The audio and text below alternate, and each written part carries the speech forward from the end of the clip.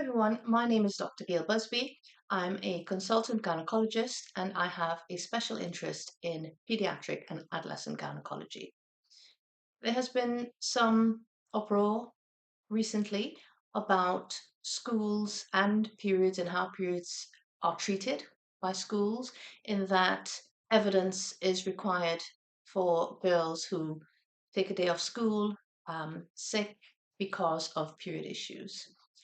I thought that I would talk a little bit about this because, as you can imagine, this forms a significant part of my workload as a doctor. So, period pain and heavy periods can significantly impact girls' lives, school attendance, and actually their final attainment or achievements in life. And this is why this issue has to be taken extremely seriously. There's a picture here of a chair where a patient I saw, a young teenager, carried around an absorbent pad to put on every chair that she sat on because of the risk of flooding with her periods and staining the chairs. This girl came to clinic with this absorbent pad and she wasn't even on a period, but she carried it around anyway. So can you imagine the impact on this young person's life? I recently saw a girl who had really heavy periods in school, and she told me that she sits on her raincoat because of how heavy her periods are. Now, patients come and they ask me, patients and parents come and they ask me for a letter to the school so that the girl can have a toilet pass for when she's on her period, if her periods are heavy and she needs to change. And I'm most astounded by this, that this child needs a letter from a consultant gynecologist so that she can have dispensation to go and change her sanitary protection. Can you just imagine how embarrassing it potentially is for a child to flood with her periods, blood onto her school uniform, onto her chair, in the lab, wherever she is? It's almost unimaginable. Actually, personally, one time I was operating and I was having an unusually heavy period. I was in the middle of a major operation and I could feel the blood coming out of me. And I was just thinking during the operation, obviously I couldn't stop doing what I was doing. And being a professional, I just carried on. But, in my mind was the embarrassment if when I took off my operating gown, if my scrubs were all soaked with blood or blood on the floor beneath me. And I'm a gynecologist, and this is a medical environment where everyone is in healthcare. The only person who's not in healthcare is a patient who was sleeping.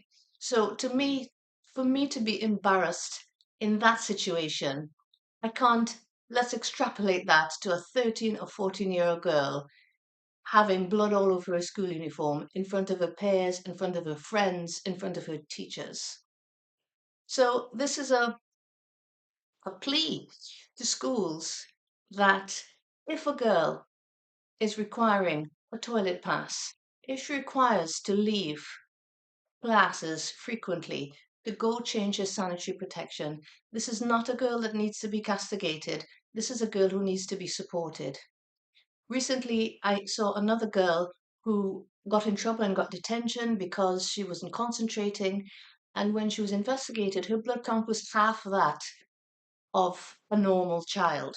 So she was severely anemic due to her heavy periods. But yet, she got in trouble for that. So my plea is that these girls should be supported. Someone should have a discussion with them. Maybe the school nurse is the person best placed, a teacher, someone who's trusted by the child. Have a word about the periods. That child needs to be seen.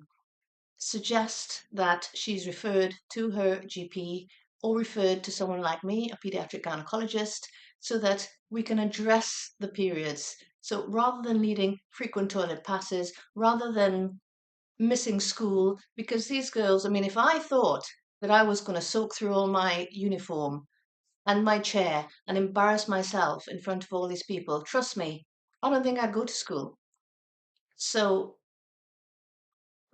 needing proof of the reason why girls are staying off school when they're on the period, be it heaviness, be it flow, be it pain. I mean, the only proof you need is the girl. If you want proof from me, her gynecologist, how do I find out if she has pain during her periods? How do I find out if her periods are heavy? I ask her. I ask her. And if her periods are very painful and she's missing school because of it, and if she's missing school because her periods are heavy, then I take her word for it. I believe her and we treat it. The thing is that these things are eminently treatable. There are several treatments that we can use for period pain, for heavy periods. So referral is the answer. Let's get on top of this. Let's stop the frequent toilet passes. Let's stop the missing school for either heavy or painful periods. And let's let these girls be in class where they're supposed to be, have their PE, have their games, lessons like everyone else, be able to socialize like everyone else, and achieve their attainment that they should do in the long term. Thanks for listening. I'll see you soon.